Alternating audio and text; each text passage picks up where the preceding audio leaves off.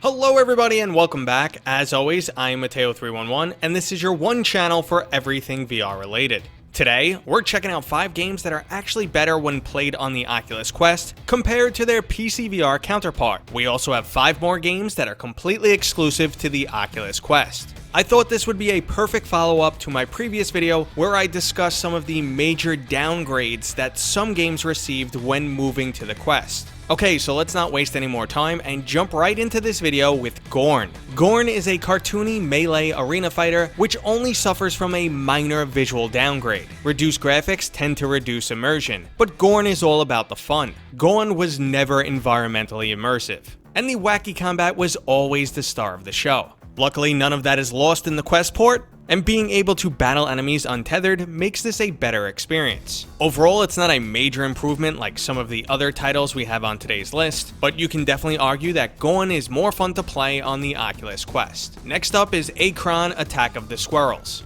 Acron is an asymmetrical party-style game. Up to 8 friends can join in on the action from their cell phones. And what makes this title better on the Oculus Quest is the fact that you can bring the party to someone else. You're not tied down to a specific room or even your own house, and the only thing you will need for this experience is an internet connection. Acron is also another one of those titles that focuses on fun rather than deep immersion, and the graphical downgrade is also minimal. So go ahead and pick up Acron Attack of the Squirrels and bring the party to your friends. While we're talking about party games, you can most likely add Traffic Jams to this same list. But the game just released today and I haven't had a chance to play it myself just yet.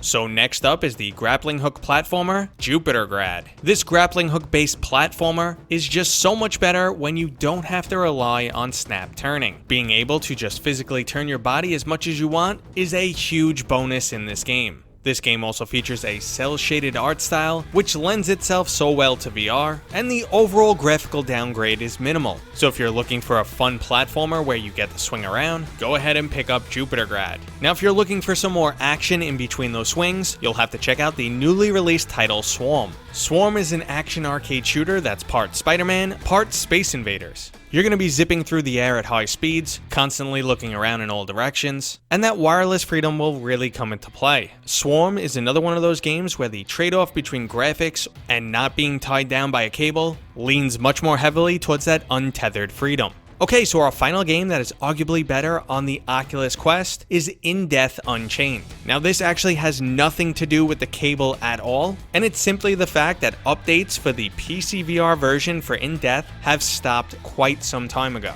The Quest version of the game is handled by a different development team, and they are constantly pumping out new updates. This gothic-themed archery roguelite is one of my favorite Quest titles. They've even recently added native bhaptic support to really up the in-game immersion. While the PC VR version might look a lot better, it actually pales in comparison when you factor in all the updates that have been added for the Oculus Quest. I highly recommend Death Unchained, and like I said, this is one of my favorite Quest titles. Okay, so that was 5 games that are arguably better on the Oculus Quest, but don't go anywhere because we have 5 more games that are definitely better because they're all Quest exclusives. Facebook is making a strong push for standalone VR, and love them or hate them, but exclusives have always been a major selling point for consoles. So first on the list is Warhammer 40k Battle Sister. This is a multi-hour story-driven VR shooter set in the lore-rich world of the Warhammer 40k universe. This is a world of chaos demons, alien races, and purging the enemy in the name of the Emperor.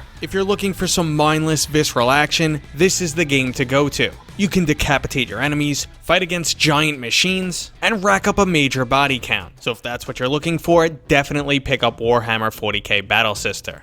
If you're looking for another story-driven shooter, there's Star Wars Tales from the Galaxy's Edge. You'll go from space mechanic to gunslinger, maybe take a detour to a Jedi temple, and you'll even get to meet Yoda, R2-D2, and C-3PO. It's a dream come true for some Star Wars fans, and it's some of the best graphics you'll get on the Oculus Quest 2. If shooters aren't your speed, the puzzle title Myst has been reborn in VR. Travel across a strikingly beautiful island, all while challenging your brain. Myst is an eerie combination of mystery and exploration, and the puzzles can be quite challenging. so if a puzzle title is what you're looking for, Myst should be on the top of your list. If you'd rather get your blood pumping, I highly recommend Jurassic World Aftermath. Jurassic World is an absolutely beautiful exploration through an abandoned Jurassic Park complex. It'll quickly take a turn towards absolutely terrifying as you'll play cat and mouse with a velociraptor. Coatsync's usage of cel-shaded graphics makes this one of the best looking Oculus Quest titles, and it has a great combination of storyline, intrigue, mechanics, and graphical fidelity. As of right now, this is my favorite Oculus Quest title. Now if you're still looking for some excitement, but getting chased by a velociraptor is a little bit more than you asked for, well then we have The Climb 2.